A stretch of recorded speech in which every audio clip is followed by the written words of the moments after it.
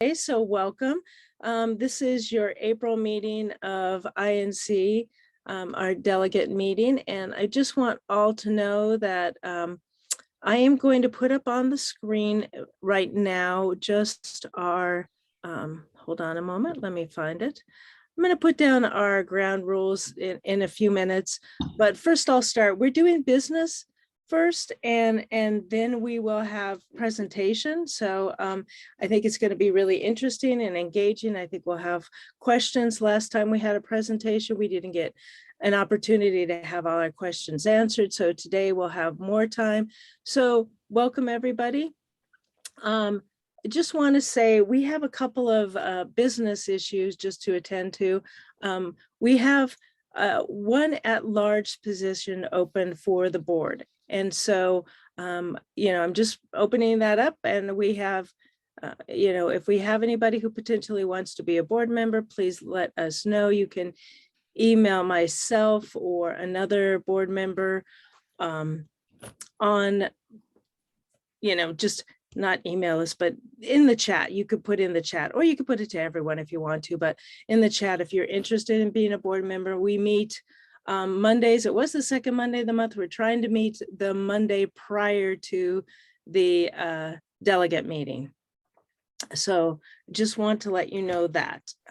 So that's one of the, and just, emails throughout the month and kind of working with us on issues for INC. So I just want to open that up.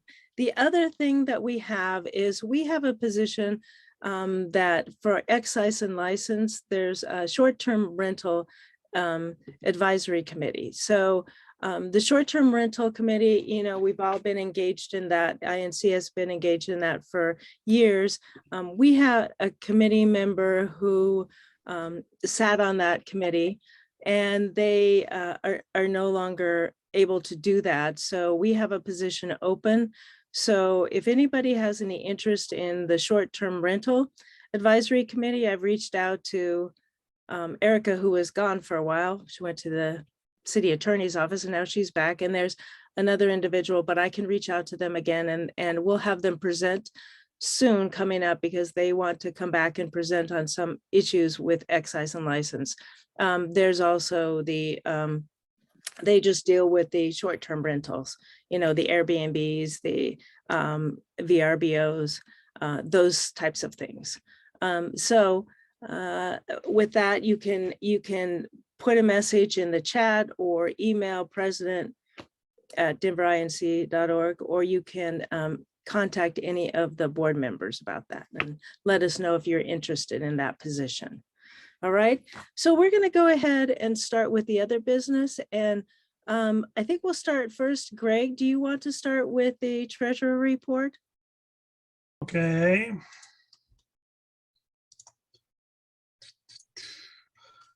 So I'm sharing my screen. This is the financial summary for March 31st. As you can see, we had $2,289 in checking, $12,968 in savings, $38.71 in cash receipts. These are PayPal memberships.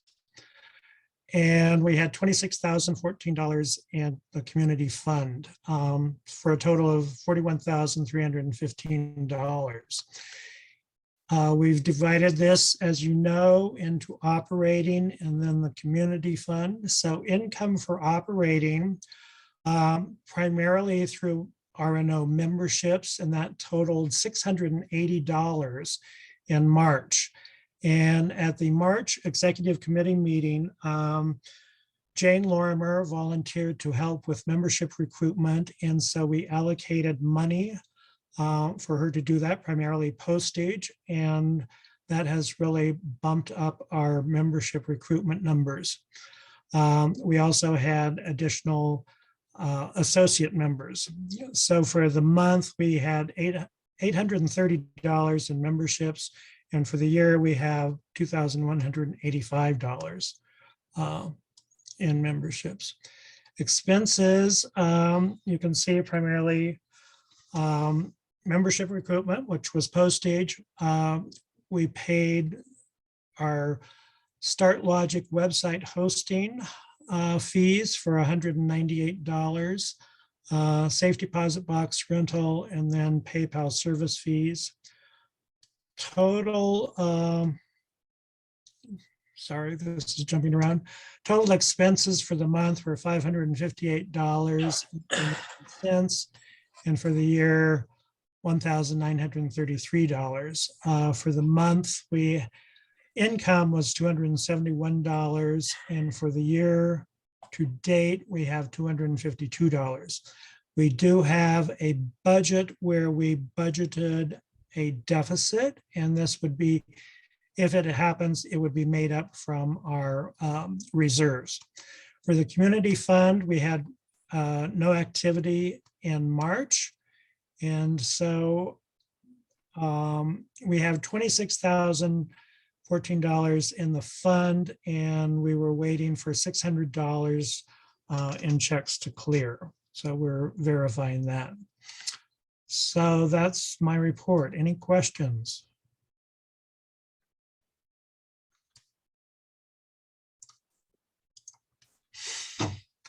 Thank you. Thank you. I did have a question, but now I'm forgetting what it was. But let me come back to it in a minute. I appreciate that. And let us go to our committee presentations. I see you, Jane, you're there. Do you want to present? I don't. Jane Potts, do you want to present on? This is Keith. I'm here, and Oh, Keith, you're there. Okay, I didn't see you. Sorry. I Thank can you, present Keith. for our committee.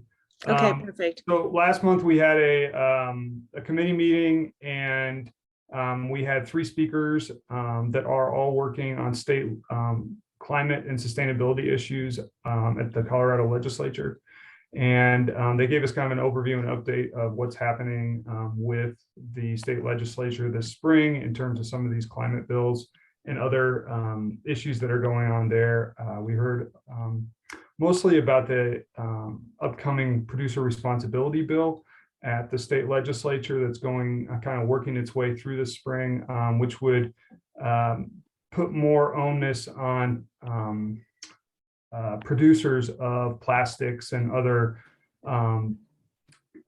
trash, basically, and in terms of them needing to fork over some extra money in terms of being able to take care of waste that's produced. So that's something that we just heard about at that meeting. We also got in, we've been running a survey over the last month and a half through community groups, RNOs, city council offices of the upcoming, we're going to hear about it today, this expanded waste services program. And so we ran a survey and we got those results in, and we're going to share those today, I believe, after Charlotte's presentation with everybody. But we got a really good turnout. We got about 336 results in from across the city. And so we're pretty excited about the results that we got. Just in terms of how many people wanted to participate in this survey. So that was great. We'll talk about that later. And then upcoming, I think we have an event in May that's going to be about trees and tree planting in Denver. Great, thank you. Any questions? All right, I am not seeing Christine or Ian to report on ZAP. Christine's out of town. Okay, I don't know if anybody went to the last meeting or has anything to add, but you can always find the meeting dates and time on the INC website. So just to let you know that. The other thing is that I think we are just short our committee chairs today. So so we're a little early to start on the meeting. Does anybody have any other updates or topics they want to share? Just raise your hand.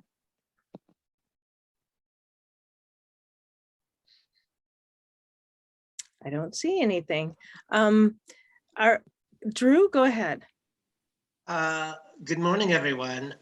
Just quickly, I'm sorry I'm slow on the muting and unmuting.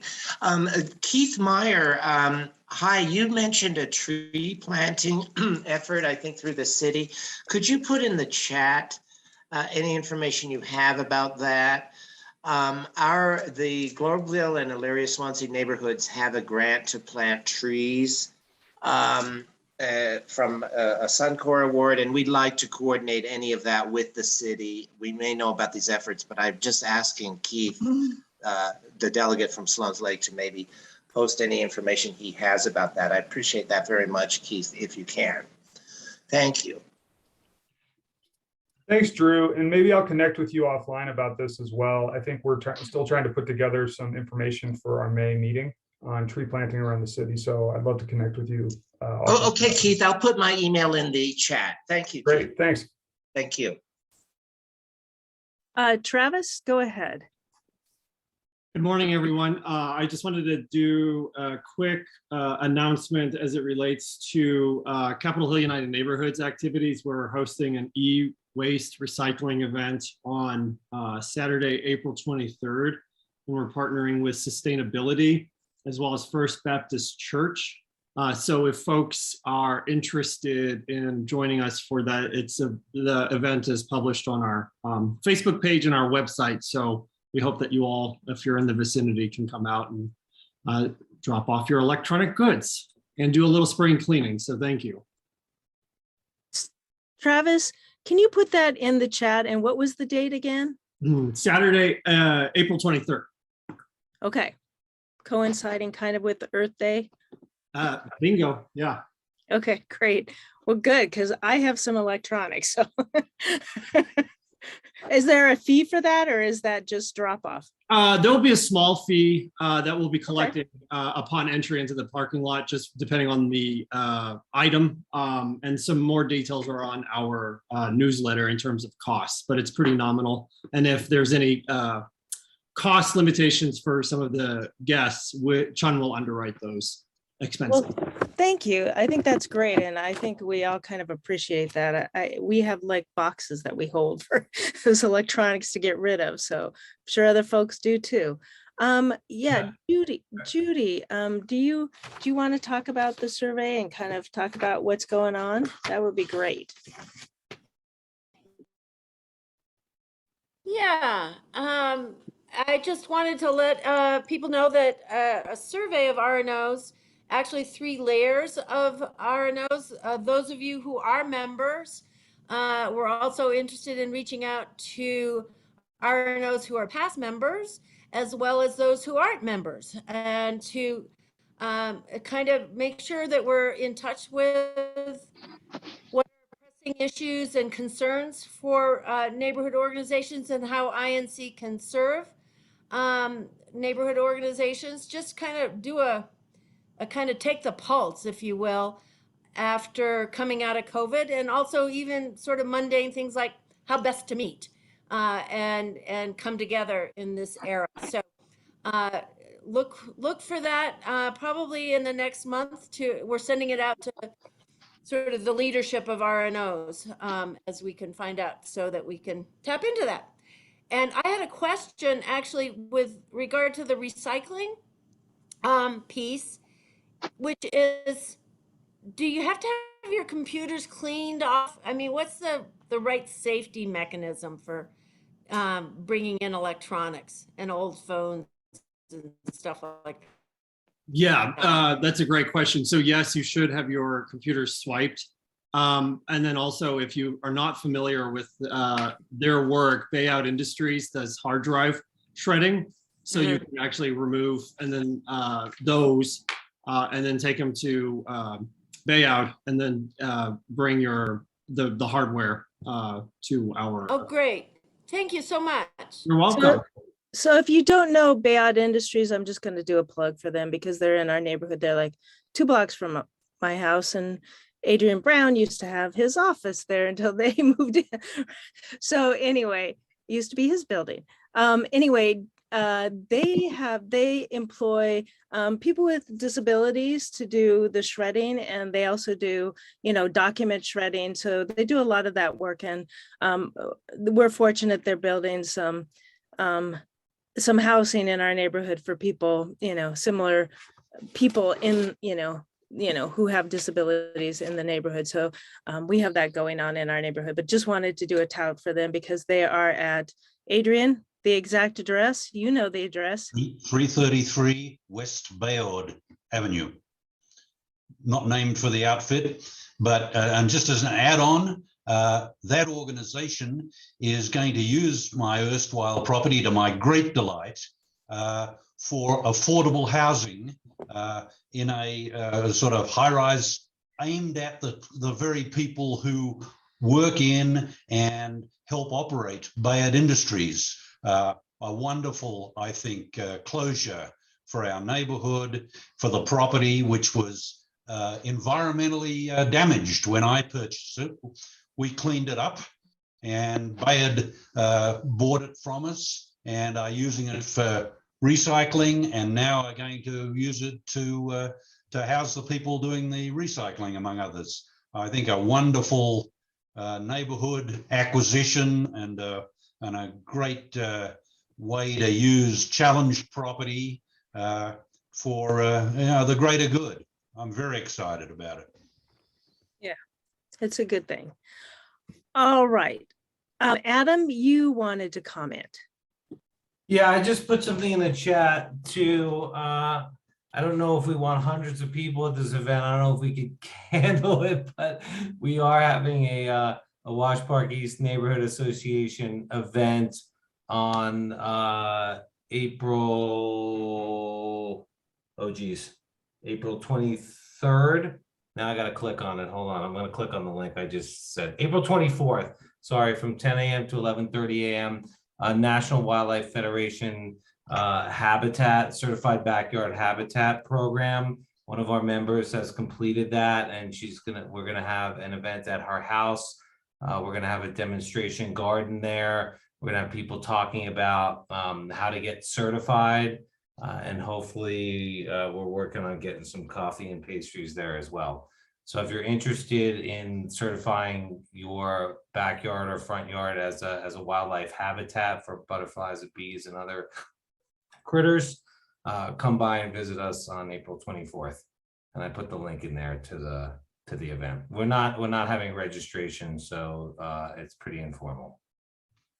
Well, thank you. That is so wonderful. And fortunately, I don't have my picture up, but I have been seeing bees already, and some years I haven't. So I've been very excited on my miniature tulips and miniature iris. I have a plethora of bees, and we do bee identification. So we're excited. Mostly honeybees, not native bees so much yet, but it's good to know that they're there.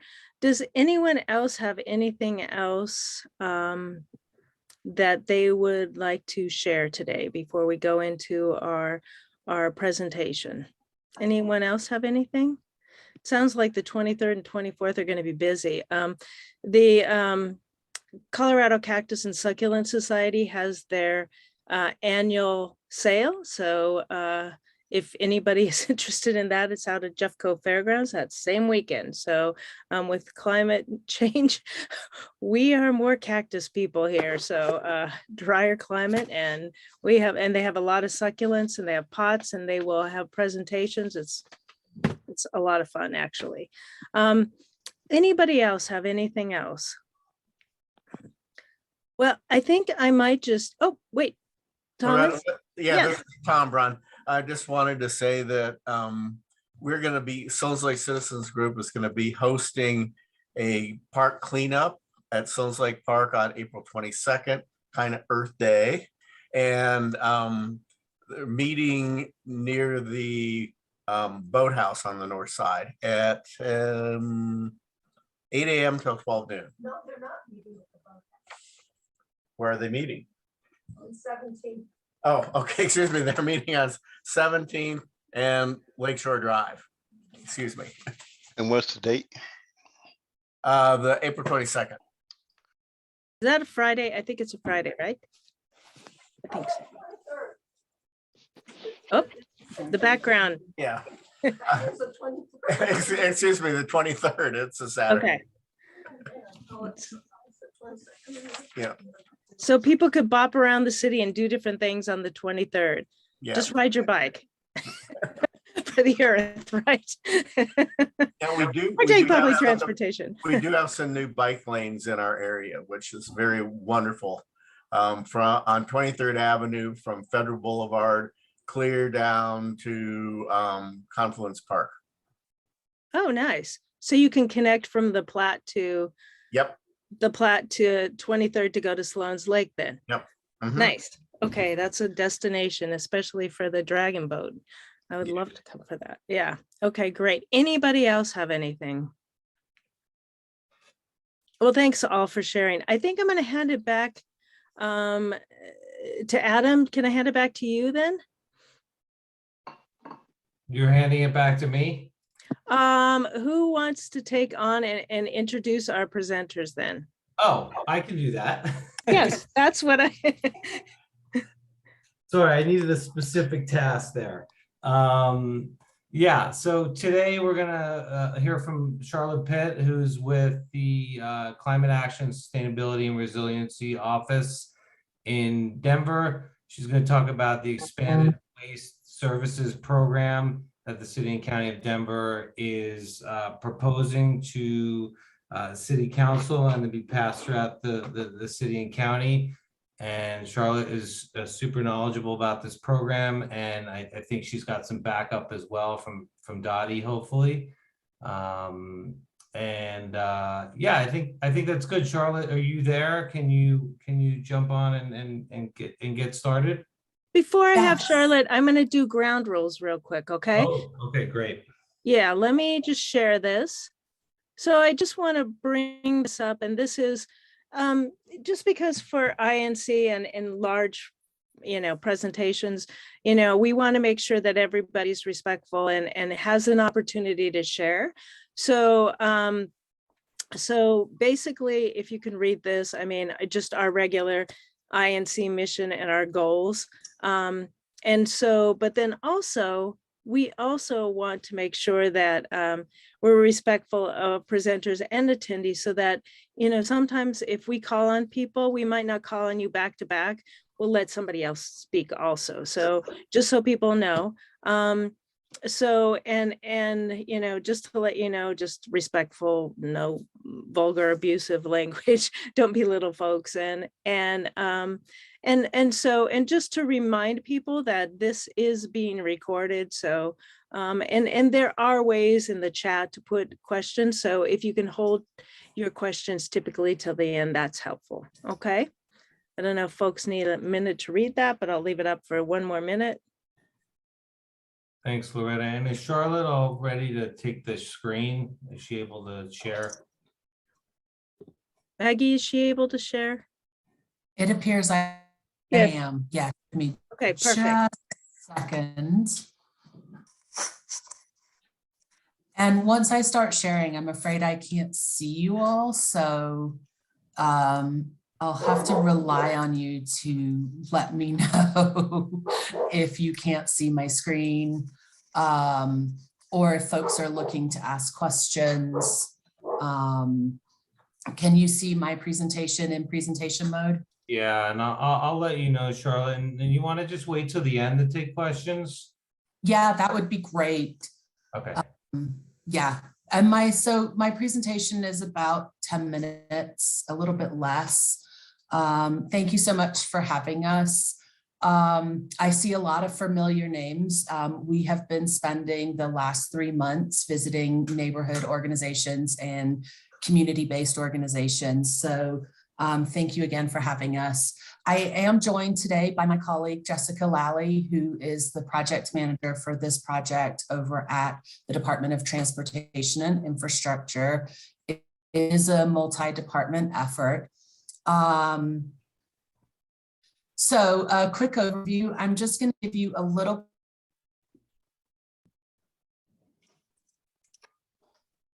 I think you're freezing. on Denver's current waste services, and then we'll finish with some discussion. First of all, so that you know, the city of Denver collects trash from single-family homes, 7 or fewer units. That accounts for about 180,000 households within the city, or about 60%. The rest of the city's residents in large multifamily buildings or private businesses contract for their own waste services through private companies. So I want to be clear that the conversation we're having today is really just about the single family homes up to 7 units.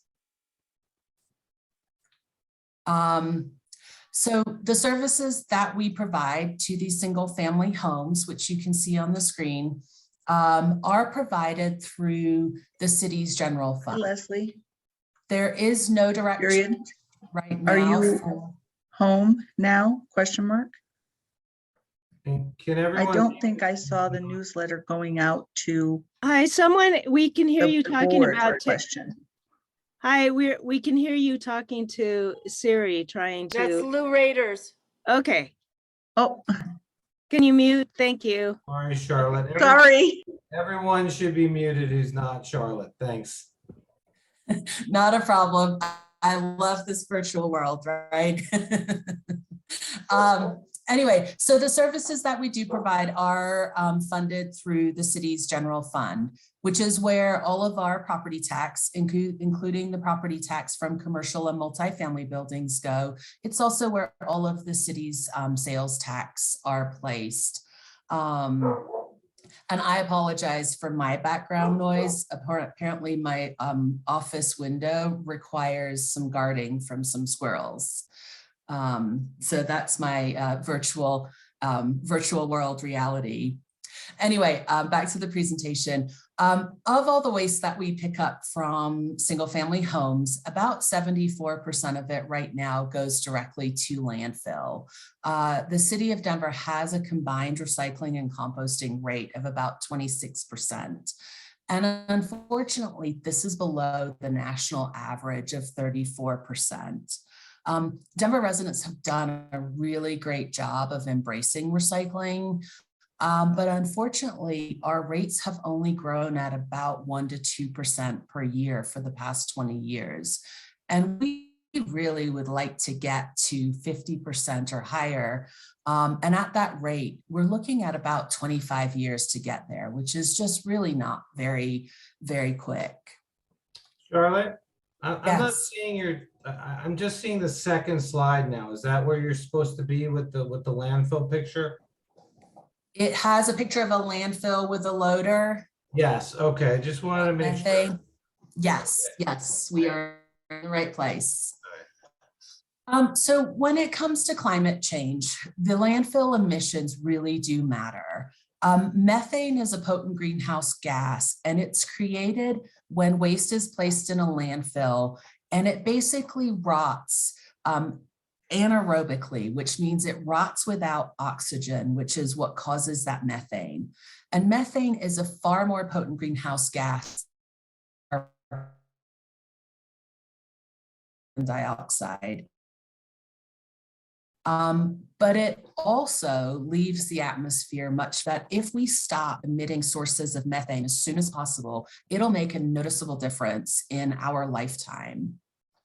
If we can double the amount of waste that we recycle and compost, we can cut in half the amount of greenhouse gas emissions that our waste is creating in the landfill.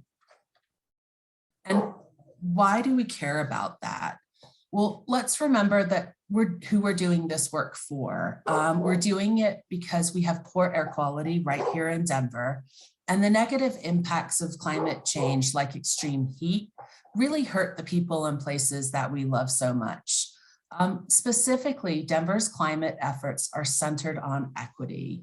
The Latino and Black communities in Denver and our children are by far the most burdened by climate change. So we really must do more, and we must do what it takes to improve that environment so that they can have a higher quality of life.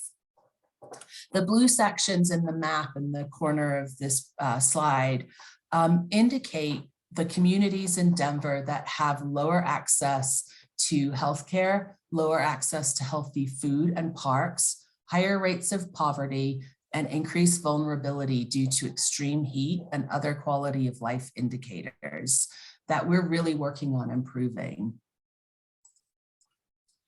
So many of you have been in Denver for many years. And we have been, I apologize.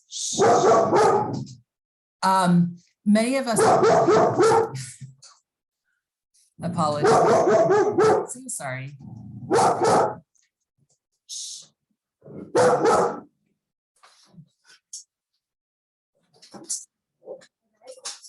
Take it off. Take it off.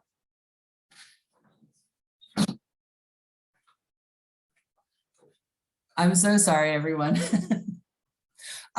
Many people in Denver have been trying to reduce waste for a number of years. And this is a timeline. We've been having conversations around how to do that since the early 2000s. We started with changes to the recycling program. We've added composting over the years. So there's been a lot of efforts to talk about compost and recycling for a long time. We started offering compost over 10 years ago, and we've got about 30,000 homes that are participating in it. But it really still has we still have a long way to go.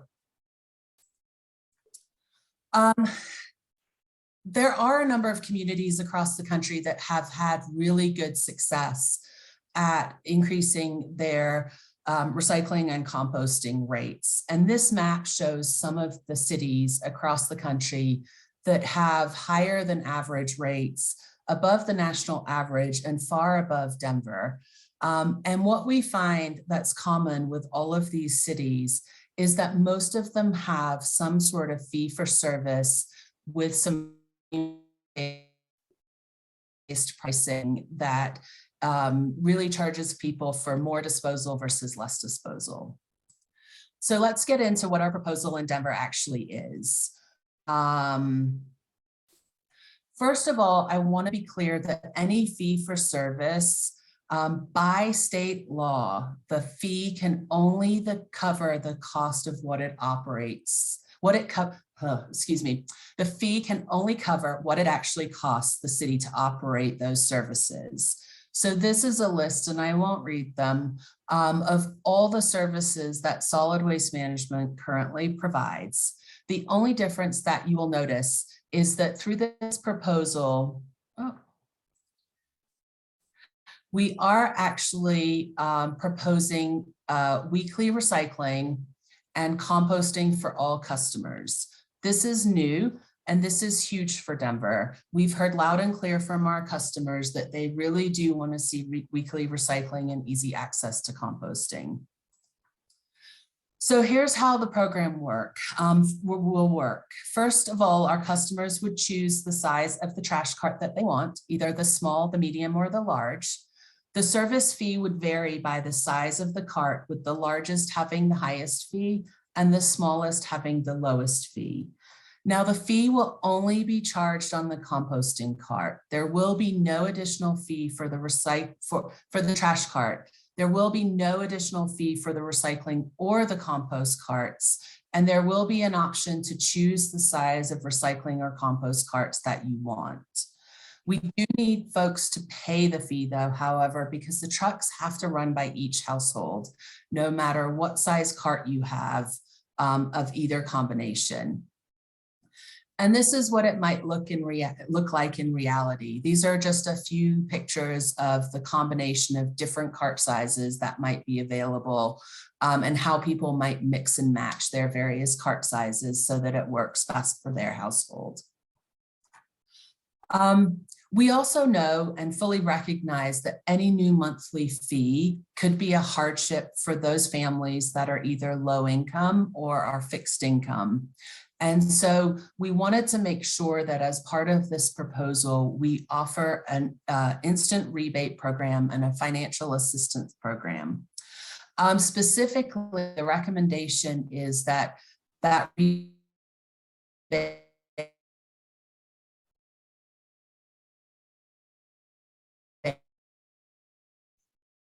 on the area median income in the household. So depending on where families fall, they could be eligible for up to a 100%, 75%, or 50% rebate, depending on their income and family size.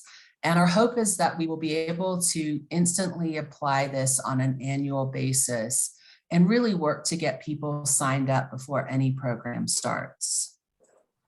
We also want to make sure that everyone is aware. We've really tried to, as we looked at rates for this program, we wanted to make sure that those rates were very competitive, if not the lowest in the region.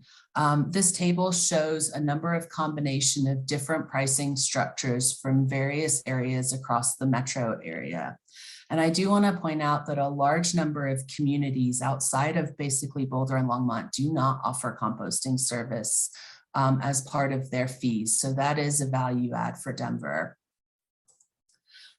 So here's where we are. Nothing is final. Any fee for service does have to be approved by a vote of City Council. It cannot be implemented without their vote. So we have been spending the first quarter of this year out talking to communities, talking to citizens and community-based organizations.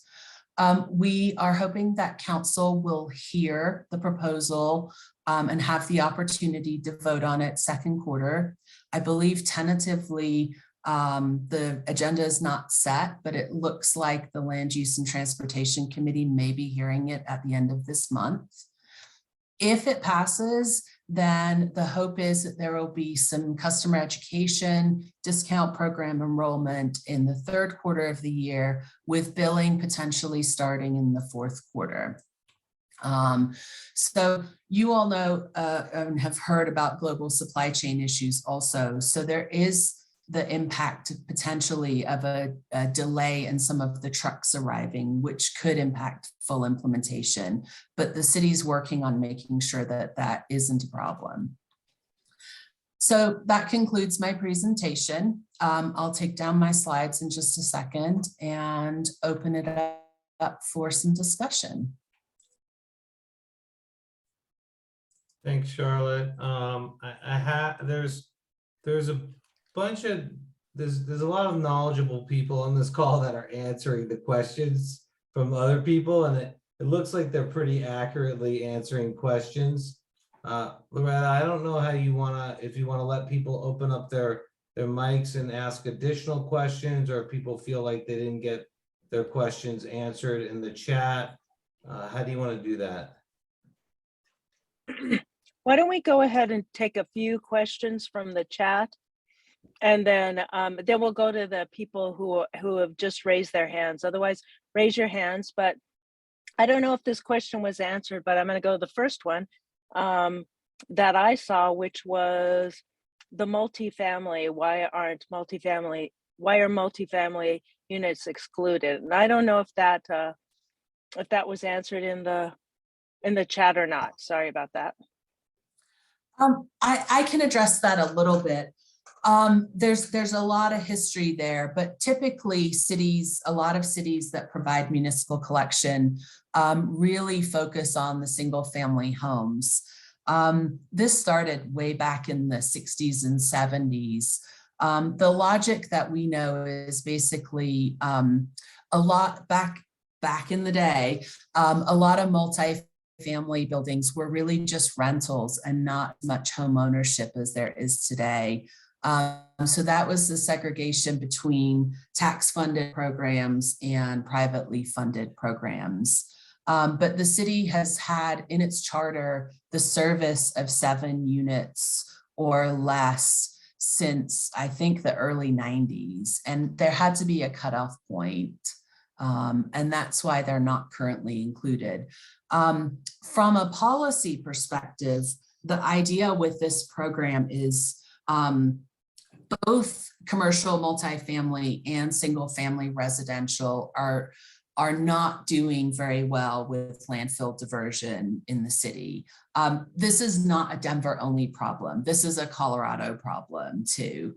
But the city right now has control over residential. So we want to make sure we lead with the residential before we look at potential policies that would impact multifamily and commercial businesses. So that was my question. And of course, I'm one of those people that lives in those buildings that's not involved here. And I would like to revisit that, you know, the idea that's the way we've always done it is not always a good reason to continue. And also because there's a mission here to build more multifamily units in the city. And so to continue with that policy, to me, doesn't make sense.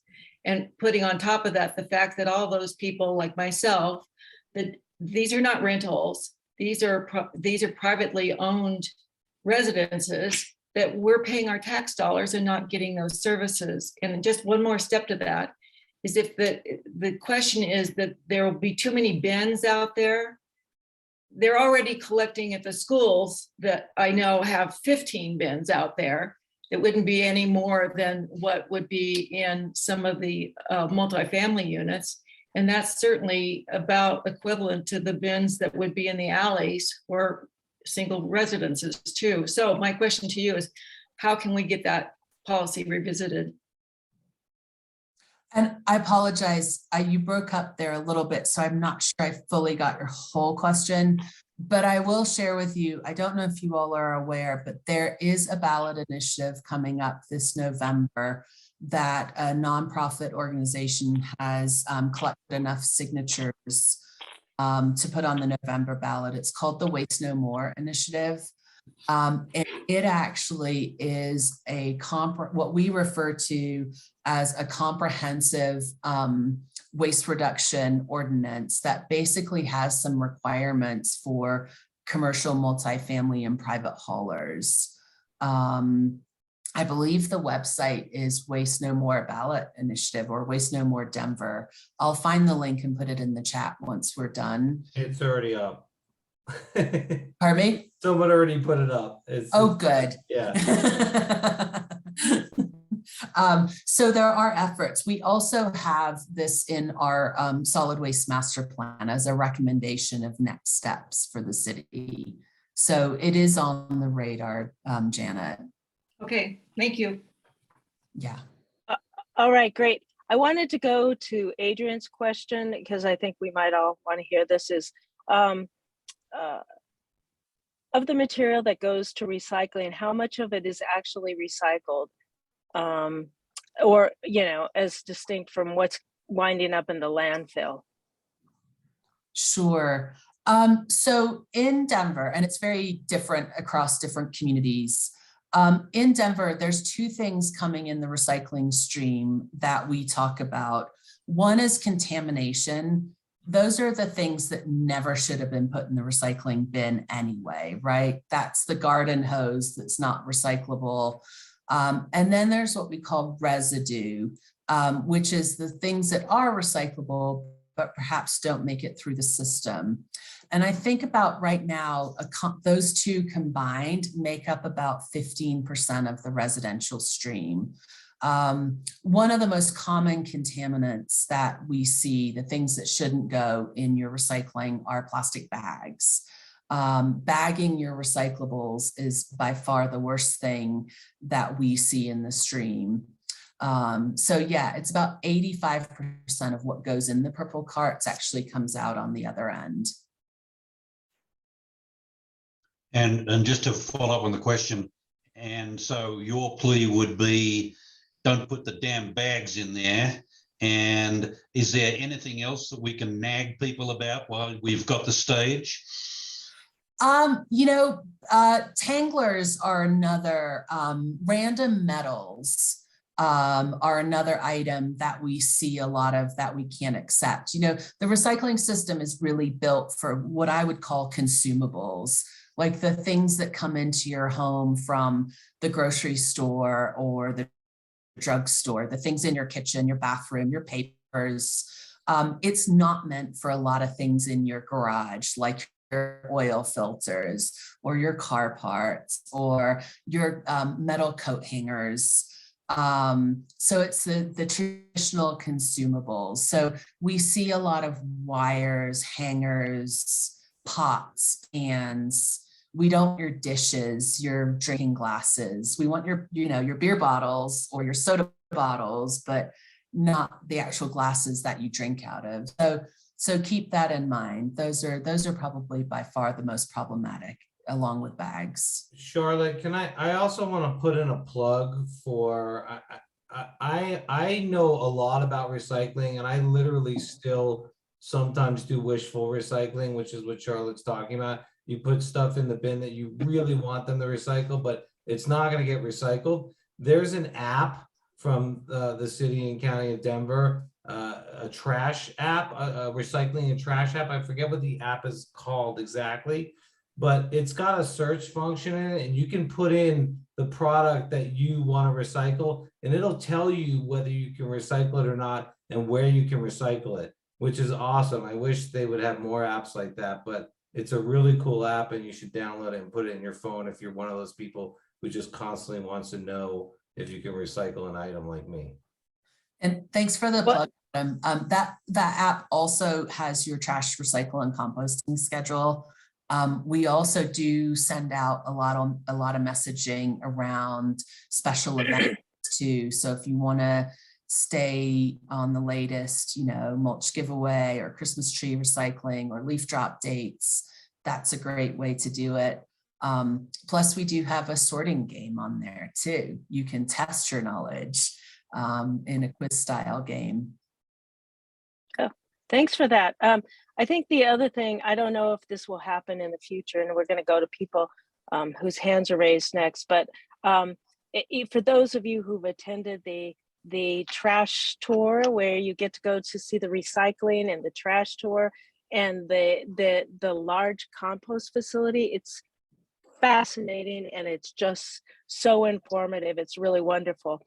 But also, just wanted to say the hand sorters, just to let you know, there are people in the recycling who are on a conveyor belt sorting out the things that should not be and cannot be recycled, and it's amazing what they do. So just want to say, just keep that in mind. Somebody has to sort through that if the machines can't do it, but the machines are incredible. Alani, do you want to go next? Sure. I just have a couple of questions about the things that you mentioned in your presentation, Charlotte. So you had a slide up about percentages of diversion and recycling. Is that based on just single family, like the 0 to 7 units, or just that side of it? Or is that based overall when you consider commercial, landfill, deconstruction and construction waste, and multifamily, which is not included for the most part because it has to be 7 units or less? And we have tons of housing going up all over the place that are obviously more than 7 units, whether they're condos or apartments, and they're excluded from this program entirely.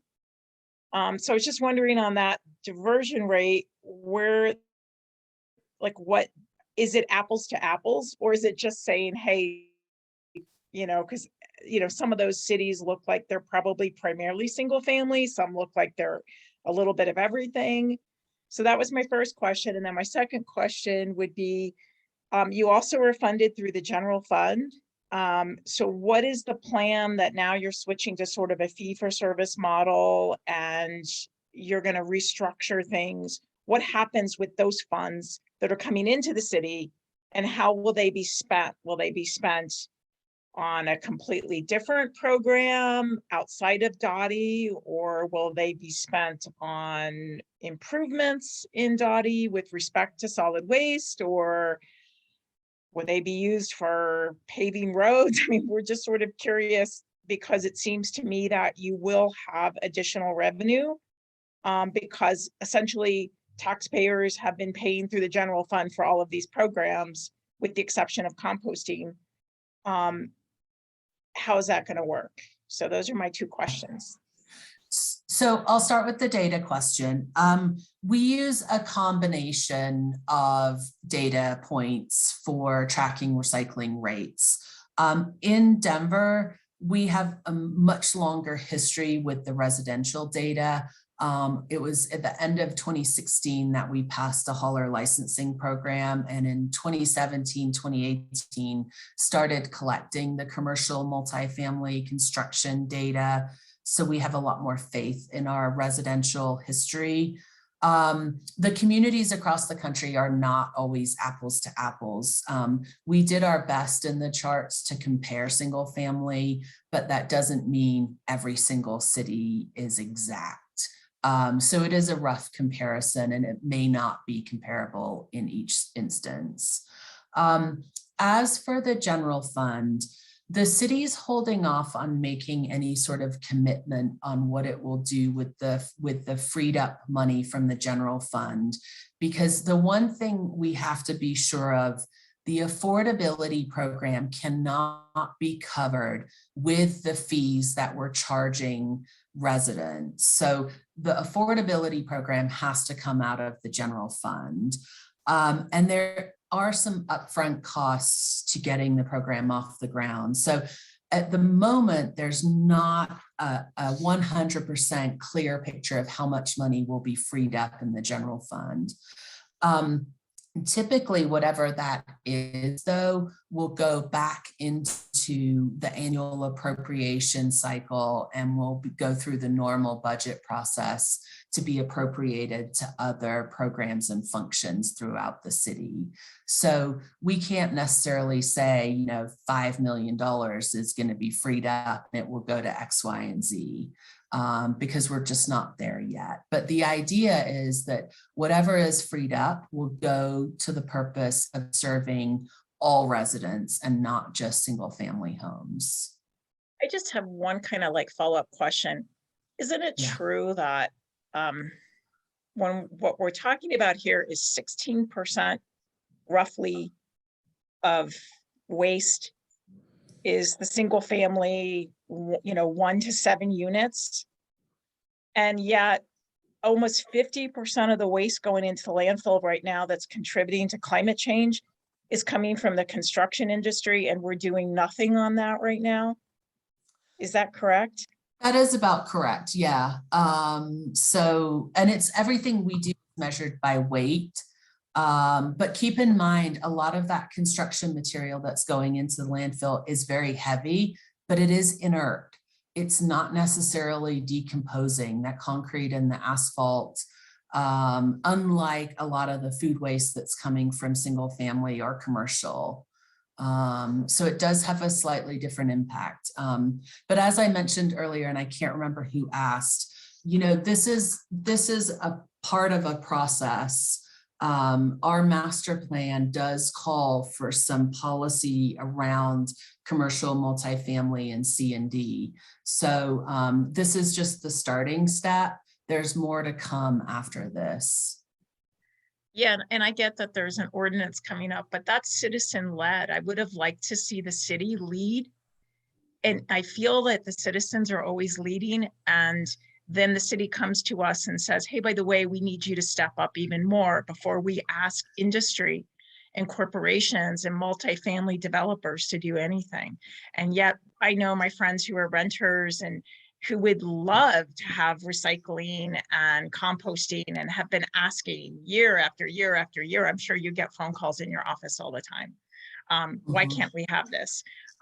We're willing to do whatever it takes. We'll take the bins out. We'll do what needs to be done to fit into the program design of the city.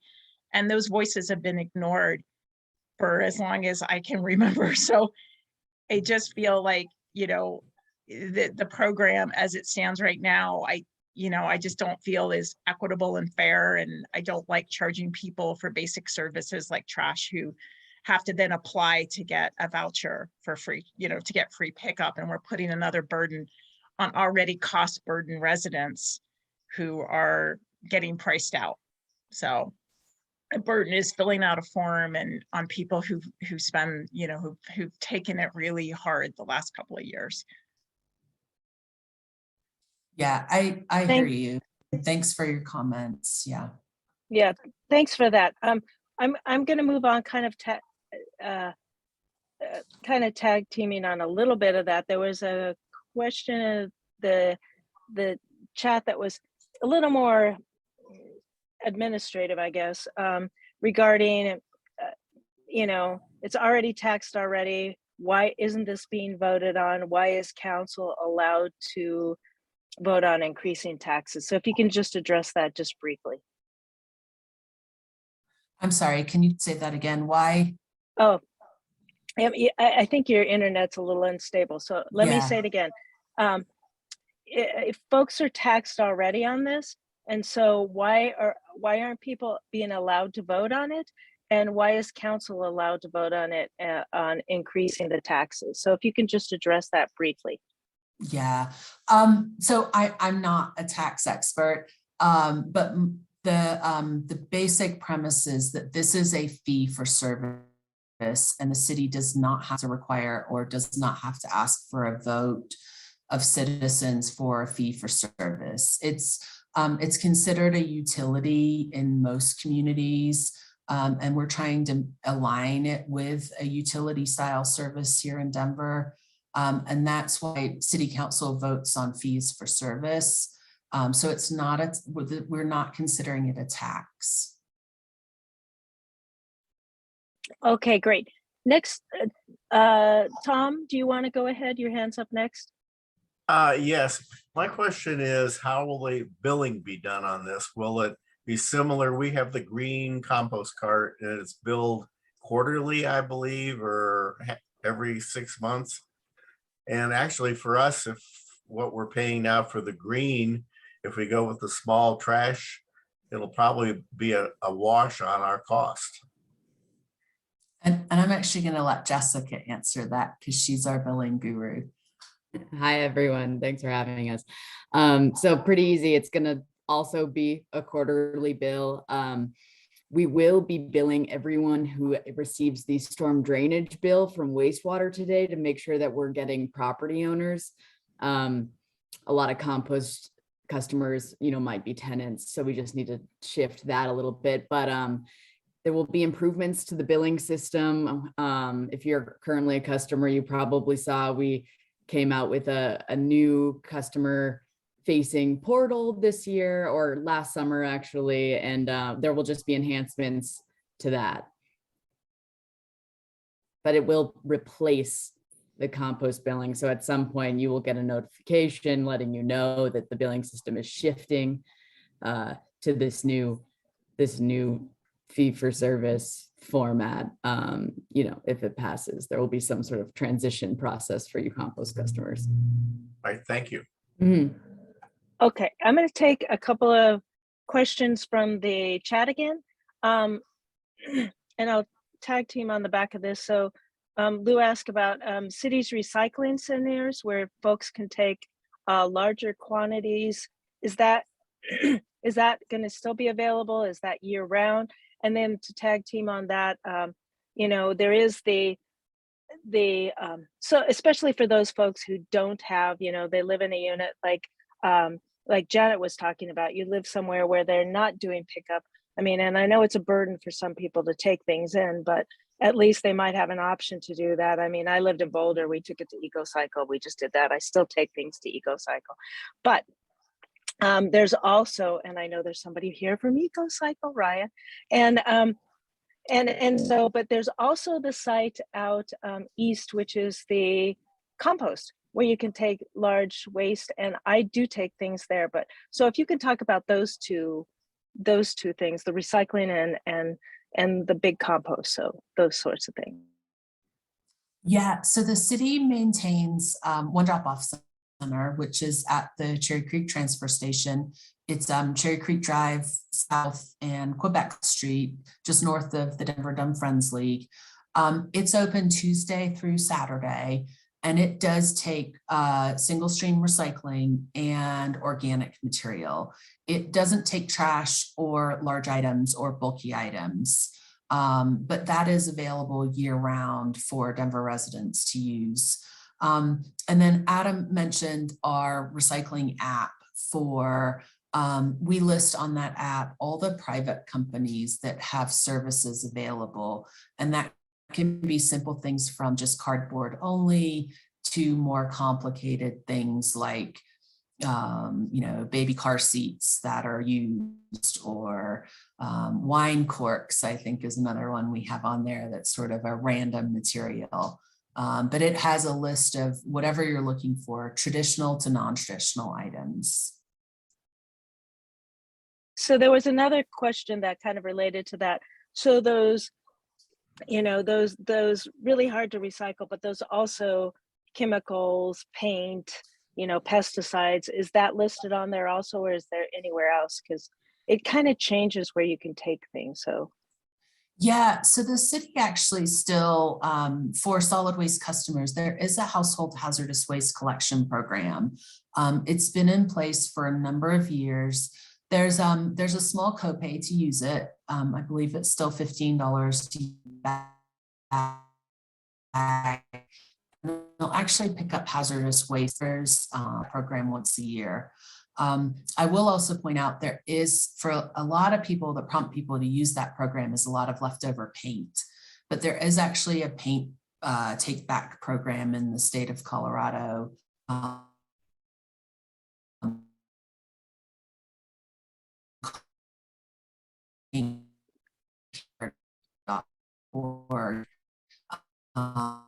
And they list places you can drop off. Can you put that in the chat? Because you seem to really break up, Charlotte. Used oil, I already paint. did, Loretta. Thank you very much. It's Thank really you. hard to hear you, Charlotte. You're breaking up. I'll turn off. You're breaking up a lot. That helps. Yes, thank you. Because yeah. I think the last I heard was Yes, the paint that the city does I don't know what you call it, not a buyback, but a take back paint. And that was the last that I heard. It's a recycling program. It's called Paint Care, and I put the link in the chat. I'm pretty familiar with it. Great. I'm going to go back to a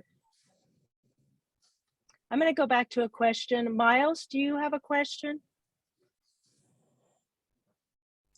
Yeah, thank you. Thank you, Charlotte and Jessica, for presenting. The question, I guess I'm getting confused as to, and maybe you can help explain. So the weekly charge, is it paying for the addition of compost? Or is it supposed to be paying for all of the trash service and the recycling now? Because looking at what you were talking about, 180,000 residents at $9 per month is about $20 million a year. And I guess I'm just trying to understand the numbers. So what is the existing cost of the service currently and the new services moving forward? So you get an extra 20 million. So is this a new tax? I guess I'm just totally confused as to what's happening here. So I can help answer that because I don't know if Charlotte's internet's doing that well. So this $9, $13, and $21, we did some estimates on the types of carts we think people will adjust to based on, previous behavior trends in other cities. And those fees for those carts, the monthly fee is only what solid waste needs to provide the service. And so you're paying for, just what it takes to keep trash running in the city on a daily basis, nothing more. Solid waste can't solid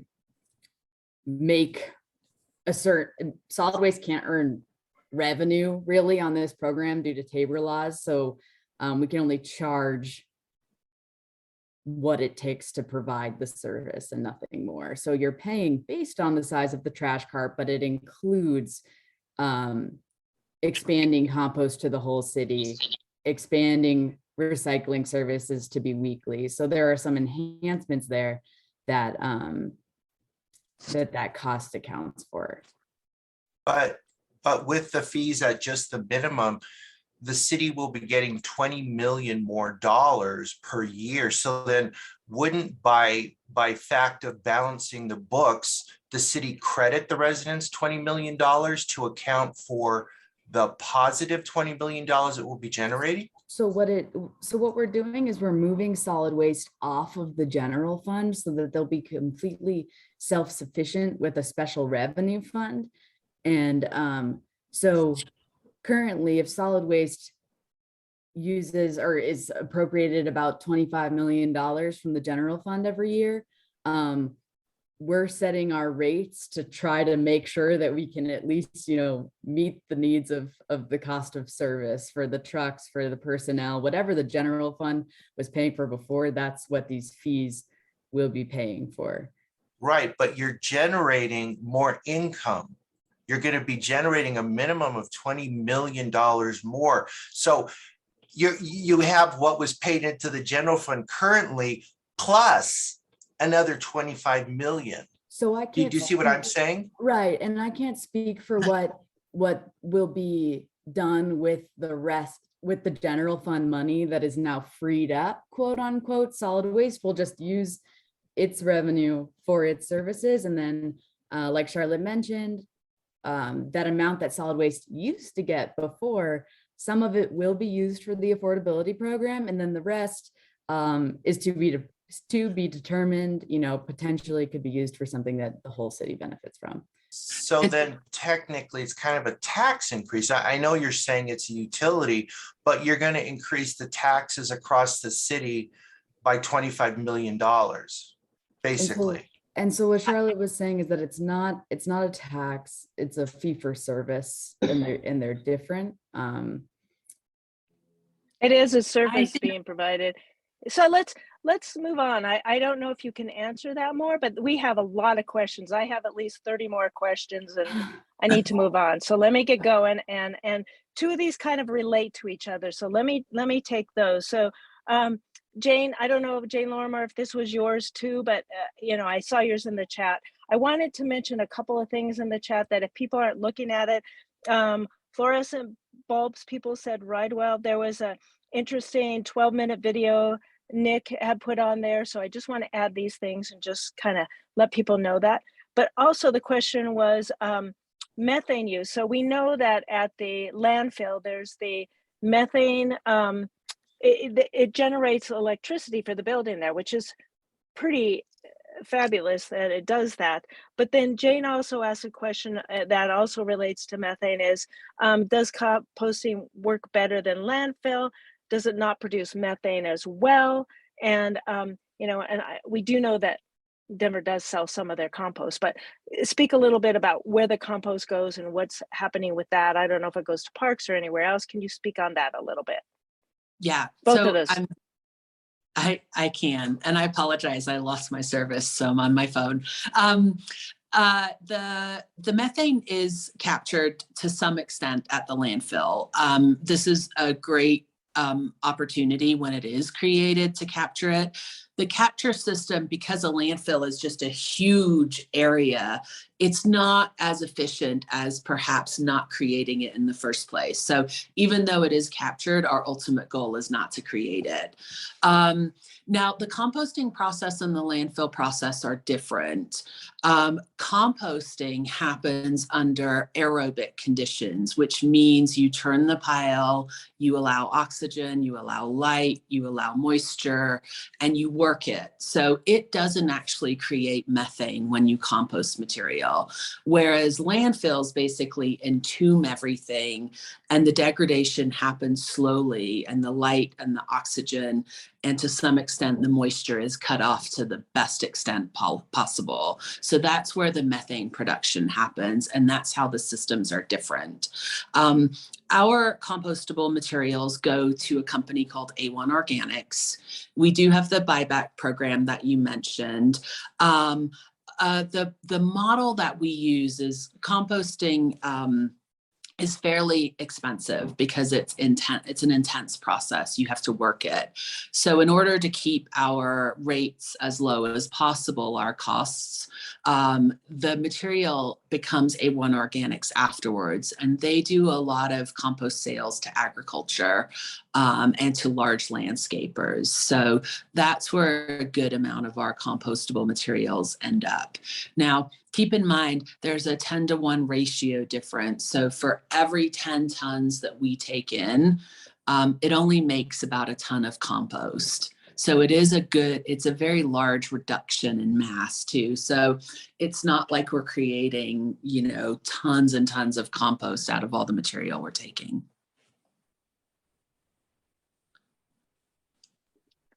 Okay, great.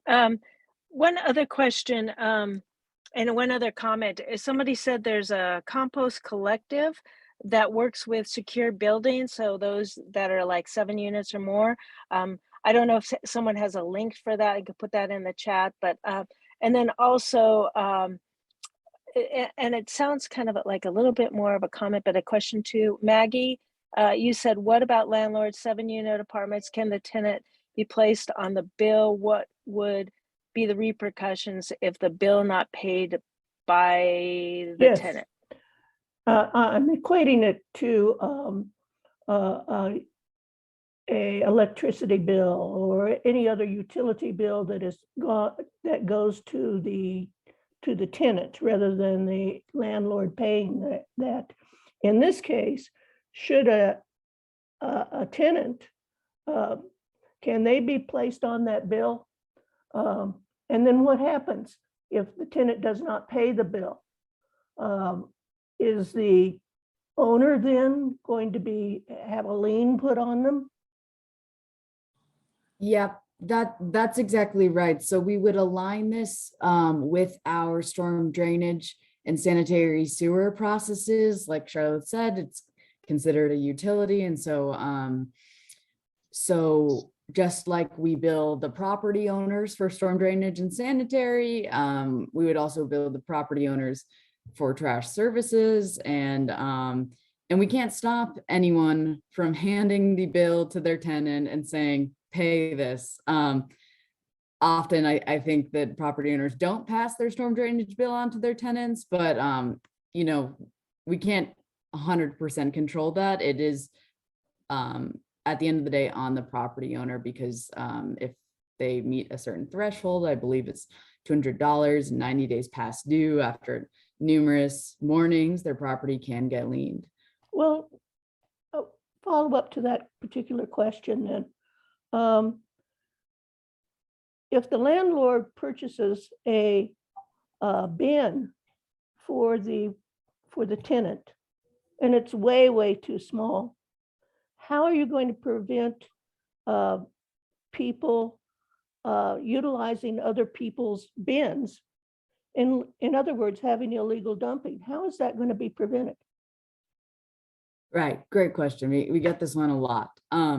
So we get that question a lot, but from what we know in other cities, we really don't think people are as bad as you think, but we will be prepared for this. So, well, as a person that actually lives behind 7 units apartments, I can assure you that is exactly what happens.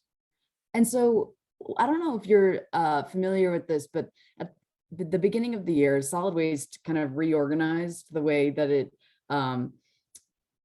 reorganized its collection routes around the city, so that it's actually broken down into 9 districts or 9 smaller pockets. Before, supervisors or trash, recycle, compost supervisors were spread across the whole city, and they had large, so many different types of neighborhoods to oversee and things. And so it was way less intimate. Now,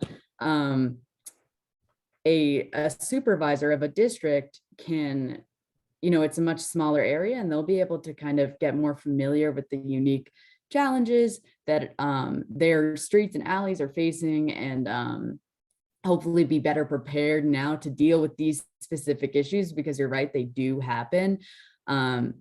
And So those supervisors will be sweeping their districts on a weekly basis. At the same time, solid waste will be able to hire a few more inspectors to be able to do that as well, to make sure that our carts aren't being contaminated, that people aren't using other people's carts. And if they are, you can still call 311, and there is the process in place to send someone out there, assess the situation, and work with, whoever to fix it. Thanks for that information. How do we find out who the supervisor is? I'm from Congress Park, and we were the first area where these new things were rolled out. It was devastating. I can get you in touch with your supervisor, actually. Okay. And I'll put my email in the chat. And we can talk about this offline. That would be great. Thank you very much. Okay, great. Keith, do you want to go next?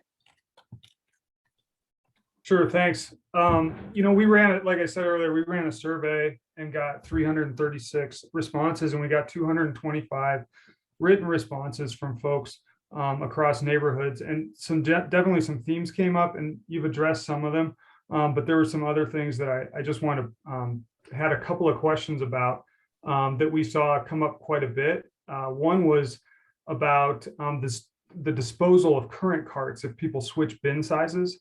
What's the plan to take care of different bins? And then, another theme that came up is that waste services has really seemed to have some challenge this spring, and whether or not how this would affect pick up over the next few months in the coming year. And finally, there's a couple of suggestions that on whether or not this could actually, there could be a pilot program that could be introduced in some areas of the city rather than the entire city. So I'll address the pilot program question. We explored that a couple of years ago. And unfortunately, the city attorneys won't let us charge some residents and not charge others. We considered doing some dummy bills, that you don't have to pay, but we didn't feel like that would have the impact if we just sent an invoice that didn't actually have to be paid. So there's some legal issues around charging some people and not others. So we had to scratch the idea of the pilot. The current carts, if folks are switching them out, solid waste management has a system to wash and hopefully repurpose as many carts as they can and they have storage, so without having to dispose of them. But there is a contract in place to recycle the carts that are broken or cannot be repurposed. And then I will let Jessica take the third question around some of the operational challenges, because that's more specific to DOTI. Yeah, definitely. So just like a lot of other industries, solid waste got hit hard by the pandemic. At some points they had, 15, 20 drivers out with COVID. And so they are definitely on the uphill as far as that goes. There were definitely hiring shortages. And so in the last few months, solid waste has seen a 9% increase in hiring, actually. So the highest in all of our department. They're working really hard to just get our level of service up to where it needs to be today, due to a couple of efficiencies, actually. So they actually increased their hiring bonus for their drivers.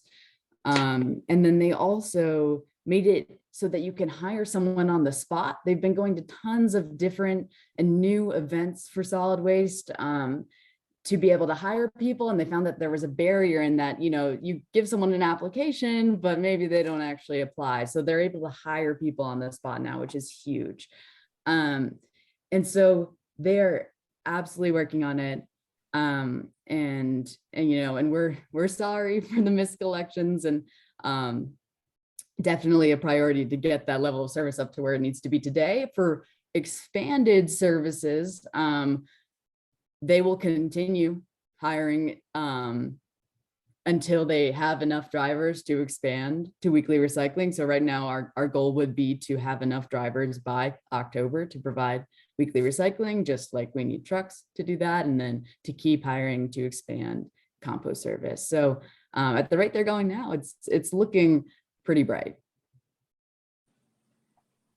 Thanks. Just a really quick follow-up. I mean, if you're talking about expanding services, and there's, already a driver shortage, with RTD, I mean, it's just all over the place that there's driver shortages, and then it seems like we're going to be asked to pay for a service that might not actually the city might not be able to follow through on.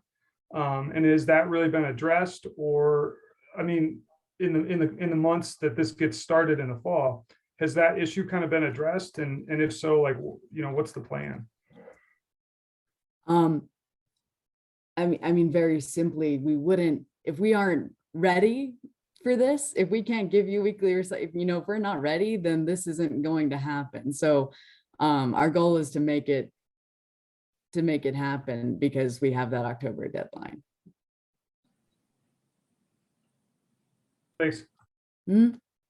All right, so a couple of more questions, and I think maybe I see a lot of questions and people want to know how city funding works, how city votes work. I think that's a larger issue, and I think we need to have that. It sounds like I've seen 3 or 4 people in the chat. Maybe we need an education from the city about how funding goes.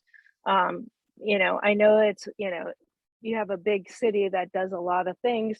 So maybe we need a discussion about that. So if people want that, put a thumbs up, put a say yes, whatever, because, I know we're talking about, this specific services, but it sounds like people want to know how city council votes. Well, how that goes through the city council process a little bit different. So we can talk about that at a different time also. But I want to go first to Adrian, then I'm going to go to Jane Lorimer, then I'm going to go to Judy. But Adrian, if you want to talk about, city funding, taxes, I think you had a question. So why don't you go ahead if you want to speak up? Yeah, and I wanted to follow up on what Miles was going about and not drop the issue of payment. It seems to me that if we're going to convert what is currently paid by taxes to what is going to be paid by fees, number one, that's pretty inequitable. We always recognize that fees fall equally on everybody, which means that they impact the poor more than the wealthy, and taxes to some extent don't. So from an equity lens, taxes are a better vehicle for funding this than fees. But if we're going to make this change, it does seem to me that the equitable thing to do is to discount the taxes that are being which don't have to be paid, and pay them back or not charge them in the first place. Reduce the tax fee that people have because the city is providing less services that are covered by taxes. And by making this a utility, it seems to me that there ought to be a tax break back to the people who've been paying for it up to now. And I know there are accommodations for the equity piece in this activity, which will be paid for by taxes. But this is, to me, another way of basically increasing taxes de facto. And doesn't matter what you call the money, we still get to pay for it out of our pocket. And from a consumer point of view, that was my point. And I think we need a better answer from the city about why they don't agree with that point of view. So I can address some of that. I agree with Loretta. I think there is definitely a larger conversation about how taxes work in Denver. So first of all, from an equity standpoint, part of the reason we're looking at this is the property tax that we pay on single family homes, if you look at the general fund portion, the costs of solid waste services are not necessarily captured in that property tax. The general fund is made up of a combination of property tax and from single family, commercial, multifamily. It's also made up of sales tax. Now, what we do know is that commercial properties pay about 5 times more in property tax than single family homes, and they don't receive this service. And then everyone's paying into the sales tax. So Denver is actually one of only 3 large cities that doesn't have a direct fee for waste services. We are in the mix with the city of San Diego and Washington, D.C. So it is very rare that it's not a utility style service. If you look throughout the metro area, everyone outside of the city is paying a fee for service, whether that's to a private company or it's their municipality. So from an equitable standpoint of what happens at commercial, multifamily, and single family homes are the only ones getting the benefit at this point. I do totally understand, and we've heard across the city, that if you're freeing up that money, should it go back to single family homes, or should it go back into the pot into services that service the entire city, not just single family homes? And that's sort of where the city landed. While I can't say specifically what it will be used for, the idea is it wouldn't just be dedicated to single family homes. So I don't know if I fully answered your question, Adrian, but that's sort of a higher level view. But I do agree it might be beneficial to get someone a little bit more in tune with city taxes than Jessica and myself. So I've had calls into the auditor, and I've been trying to get them to come present. And if you guys need, like a primer on how things go through city council, we can have that in addition. And maybe that's at the same time, I don't know. But the other thing is there's a follow-up question about, is there a projected cost for acquiring new equipment, for expansion, and also projected cost for additional employees needed? I can talk in very, very general terms about that. I think someone was asking about when my internet cut out, they were talking about generating extra money. The current budget coming out of the general fund for solid waste management right now is about 25 million. The estimated cost of service, and I haven't looked at the most recent, so I may be off a little bit, I think was around 32 million. Now, that was the annual cost. Now, that includes increased and also the need for the city to build and maintain a contingency fund within that special revenue fund. So I can't give you the exact breakdowns, but yes, the fees will generate a little bit more than the 25 million that's currently being used. And that will cover some of those future costs and the increased services.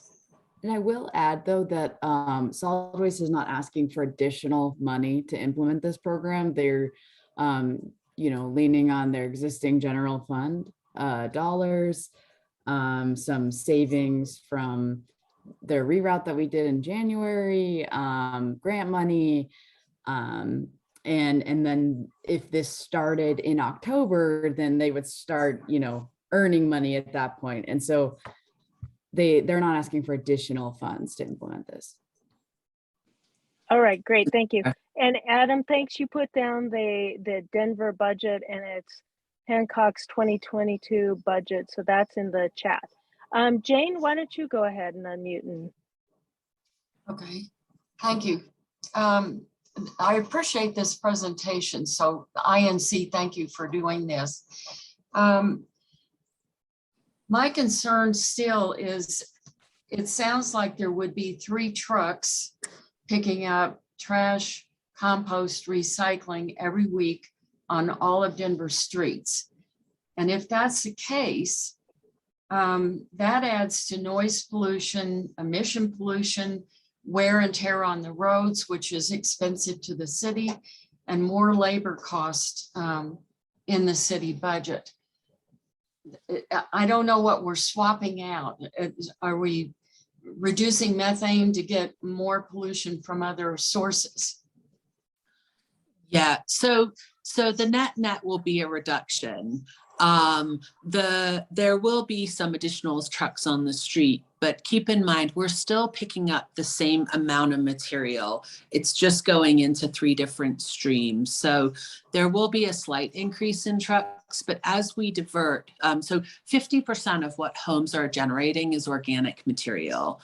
So as we onboard people into the composting program, there's going to be some efficiencies in trash collection. Now, it's not going to be totally equal. There will be some more trucks, but the impact of those trucks versus the reduction in landfill it's still a better option from a greenhouse gas standpoint.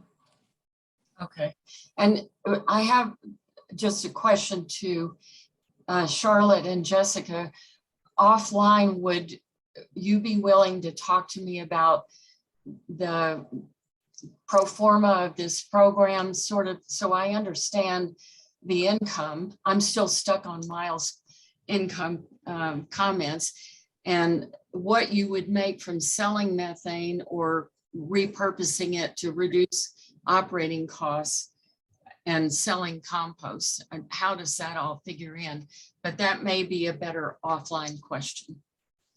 And that may involve a few other departments too, I'll be honest, in addition to Jessica and I. This business of trash is confusing to me. So as far as money goes, a business operation. Yeah, it's a very complicated topic. And I'll be honest, I've been in the industry a long time, and it's something that gets people. I always joke that, you know, for the things that we're throwing away, we're very invested in it.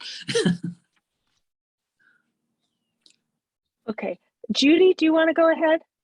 Yeah, I have just sort of 3 points. One is about the timeline for this. I've heard October for an implementation, and how much time is left to inform this. You're taking comments and such, but really is anything going to change from here? And when does City Council gonna vote on it? And then along the lines of change, how can you make this really easy for that offset for the people, either low income, fixed income? That was a little bit of a formula that you had going there. And kind of, how do you really streamline that affordability piece? Not rebate, not how do you make that really easy for people to be able to get this? I think I can take this one. Yeah. Okay, so first timeline. We are presenting at LUTI, the Transportation and Infrastructure Committee for City Council, at the end of this month. And so we're really wrapping up our community presentations, you know, till the end of the month. We've done, you know, upwards of like 40 different neighborhood presentations, spoken to like over 800 people. So I've heard Charlotte present that presentation many, many times. And so then that council process starts, and the vote would actually be at the end of June. I think June 27th is the what they're thinking would be the final hearing. And then October, in theory, invoicing would start. So, and at that time, also weekly recycling would begin. And, you know, due to some supply chain hiccups, as I'm sure everyone is familiar with, we will be, as soon as we start getting our compost trucks in, we will start rolling that service out throughout the city, and monitoring for contamination with all of that. So that's kind of our timeline. And then your second question was on the affordability application.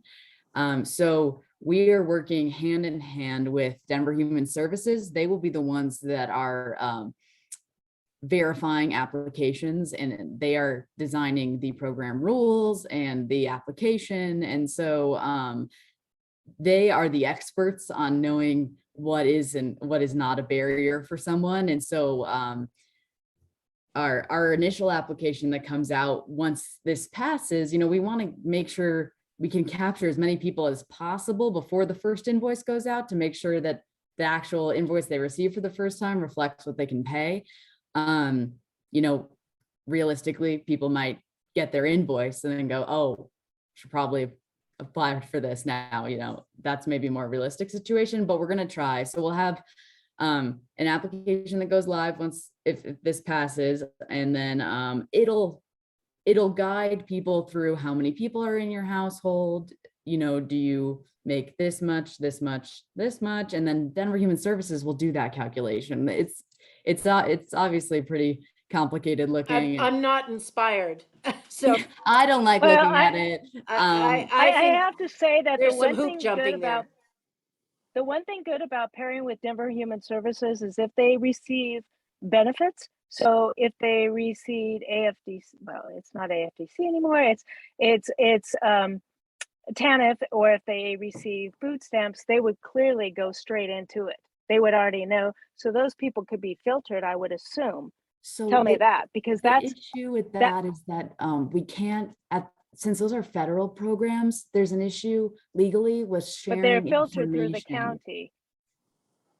It's still, our attorneys won't let us do it. We definitely were looking into that, and we're still looking into more ways that we can like share between local programs, but there is a barrier with the federal programs that we can't.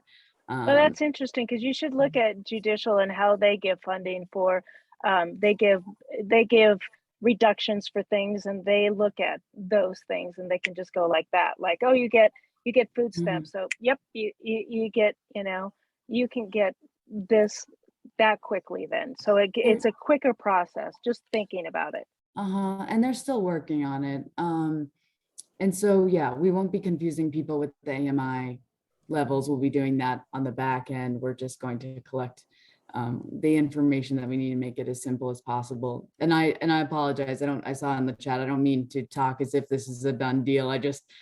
I work really hard on it all day long. And so to me, it's a reality, but it's obviously still a proposal and has to go through the council process. And Jessica, to add to that, I expect there will be a lot of debate during the council process too, not only for the feedback that we're bringing to them, but also amongst themselves. And I anticipate, I would assume DHS will be part of that conversation too, to answer some of the questions.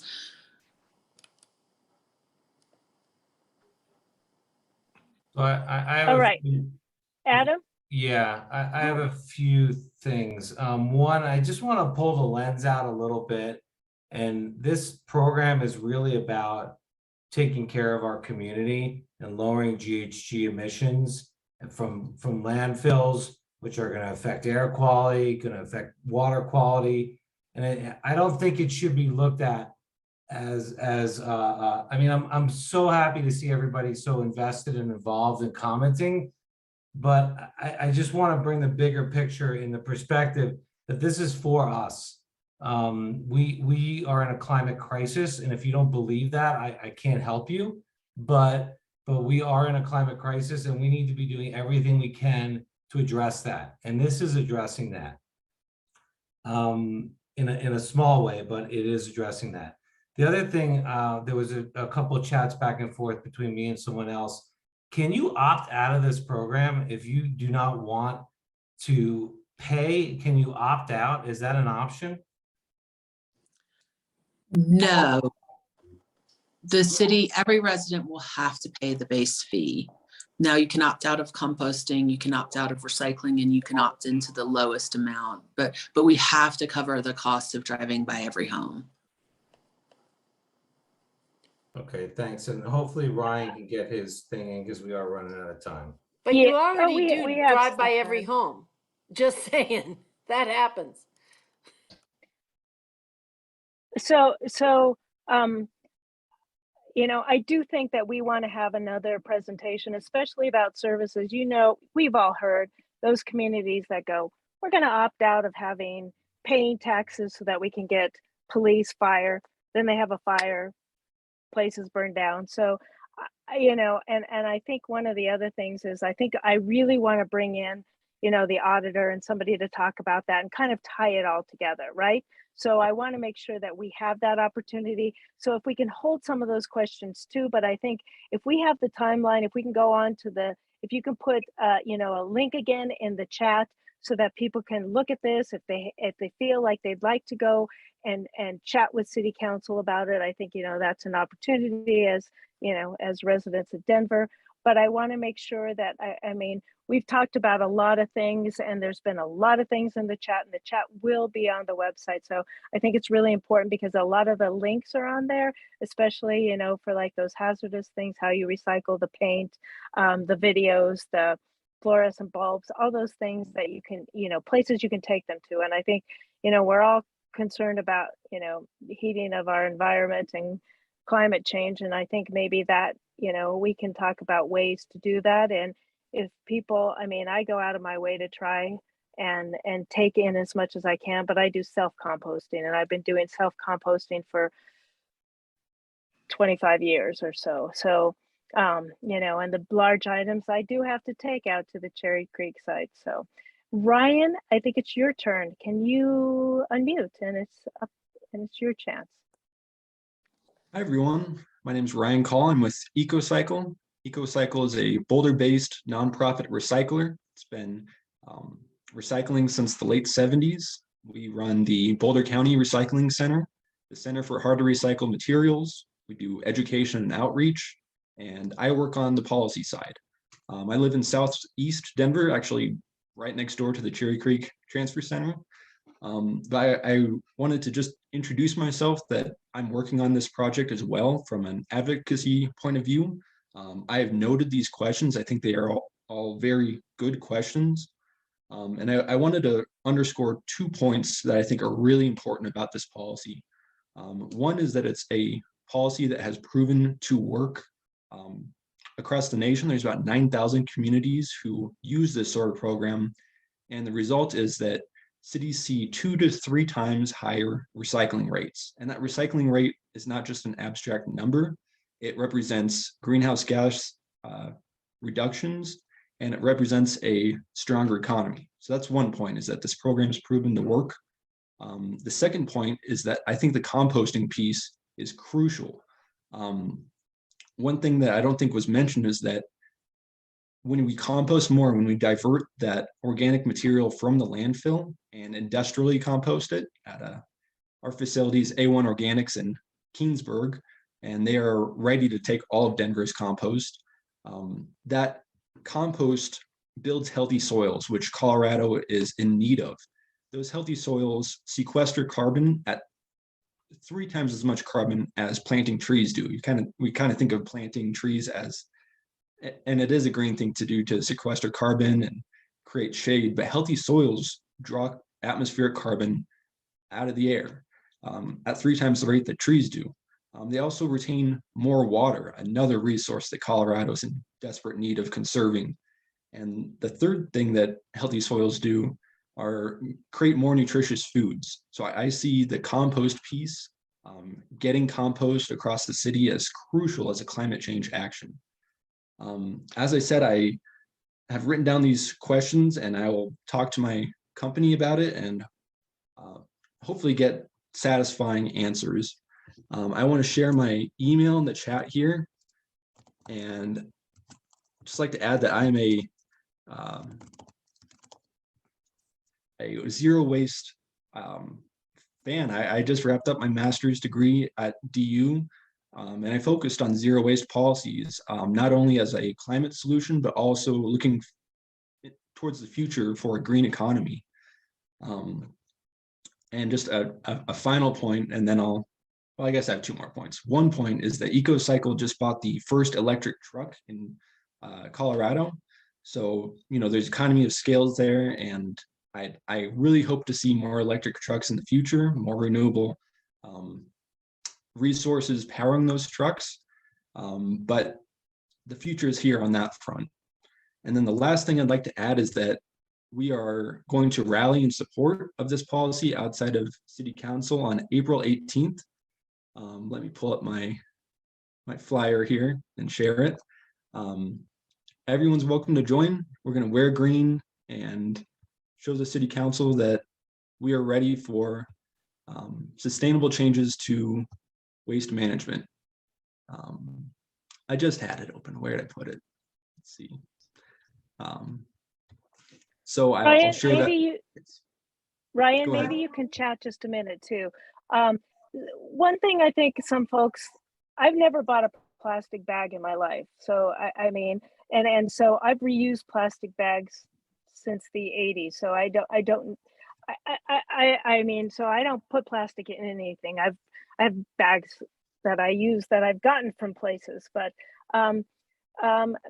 why don't you talk a little bit about zero waste and kind of that thing about changing behaviors and if you know, I mean, did you say you just got a master's and maybe you studied some of these things, but maybe talk about that and the impacts and what you've seen changed behavior and maybe what you've seen has been positive impact. Sure, I'd start with this talk about sustainable behavior change. I start with the point that we already have behavior influenced on us that is unsustainable. And I think that plastic bag example is great because for so long you'd automatically get your groceries in a plastic bag and that was the automatic thing to do. And zero waste is really a philosophy and practice of reducing our resource consumption, really just being smarter about our resource consumption. You know, I'm not, of course, we need to use materials, but zero waste is to reduce the environmental impact on it and to recover the value from waste. For so long, you know, we call things, oh, that's trash, that's garbage. There is value in these things. There's value in our recyclables, in our compostables, and zero waste practices and policies are all about extracting that value and recirculating it through the economy. I can and do talk about zero waste, recycling all day long. So if you'd like to email me and get in touch, ask general questions about whatever. People tend to have a lot of questions about waste. Definitely Charlotte and Jessica are the experts on the city front, but I'll be working on this alongside and hopefully helping the city move in a sustainable direction. That's really my underlying cause. And I want to stress that I've heard these concerns. I've heard your concerns. I've taken note of them. And I'd like to find some answers too, because we're in a climate crisis and we need to be smart about the direction that we move, including financially, right? We don't, and from my perspective, I see this policy as being more equitable from lifting the financial burden off of businesses and larger multifamily housing units. But I hear that there are concerns here and I want to find some answers here.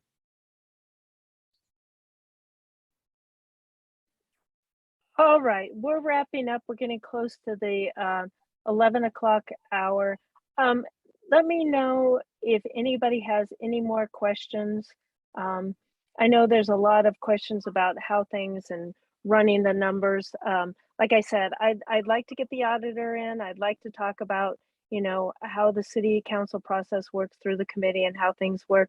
We heard kind of the timeline. It sounds like it's going to a vote to city council. I wrote down June 27th. Tell me if I'm wrong, but that's the date that I just wrote down earlier. But and I think this is, we've had some questions answered, and I think there's a lot of things to think about. And I don't know if anybody has any more questions or comments or suggestions.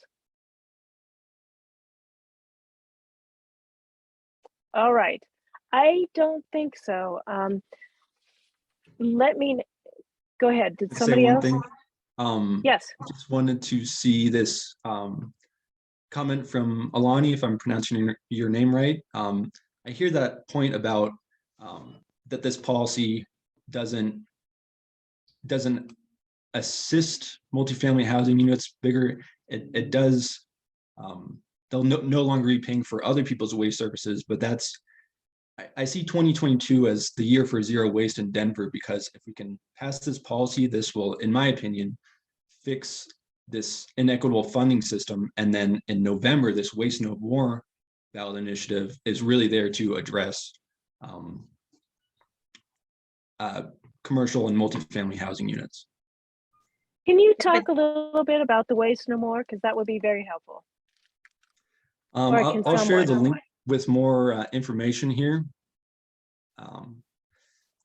Ian Tafoya, Thomas Tafoya is in charge of that. He has, Yeah, and he's not here today. yeah. But Unfortunately. I'll pass along the link here that includes, well, again, my email, and that this includes the ordinance language on their website. And that will be a popular vote in November. But just to that point, is the city's not promoting that program, it's promoting this particular program. So that's my concern, is that the other one could get voted down. I mean, we don't know. There could be people in the construction industry that will run a bunch of ads, and you know what I mean? So I hear what you're saying. I would just like to see the bigger polluters get to go to city council, because we also know that citizens don't have money to run campaign ads, you know, in November, and to do that sort of work, and big polluters can come in and have the funds to do that through lobbyists and, you know, put out a lot of glitz. We've seen it happen before where we thought things were popular and they weren't, because somebody, you know, so that makes that issue more vulnerable and puts a lot of onus on people to go out and educate their neighbors on it and try to get ahead of that without any funding to do so, right? So I hear that, and that's the underlying spirit of the Waste No More policy, is very, very, very grassroots. They've collected 11,000 signatures citywide, and they're going to keep at it this summer on this grassroots level, even with big polluters potentially coming out against it. And I'm sure the conversation will pick up more as the year goes on. But this expanded waste service policy is right around the corner. So focusing on that at the moment, hopefully getting this passed again from my perspective. But either way, I'll be doing my work to make sure that composting and recycling is available and equitable across the city. Okay, thank you. And I think some of the other questions have been answered in the chat. And again, the chat will be posted on the website. I think it's been very, we've appreciated having you here. I know it's generated a lot of questions, and I think it would be great just, you know, to keep the conversation going. I think we had email addresses in the chat. So if you want to ask more questions or need more, you know, make comments, I think you can go ahead and do that. So if there's not anything else, I think we might adjourn for today.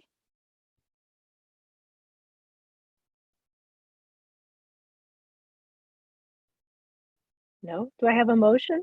Does anyone? Jane? Jane. Okay. I make the And motion to Adrian? adjourn. Okay. And all right, and it's seconded. Okay, we're gonna adjourn. Thank you so much. Look Thanks to our forward to seeing speakers. you all. Yeah, thank you so much, and we appreciate it. And we have a lot of information to look at. I opened a whole bunch of links that I want to look at now. So I really appreciate that. Thank you so much. And go to the INC website and you can watch this later down the road. And like I said, the chat will be in there probably in about maybe a week. I'm going to say a week, Maggie. But all right. So Probably thank you sooner. all. It probably Thanks, sooner, but I'm Loretta. going to say just to be safe. But thank you so much and go enjoy the day. Bye.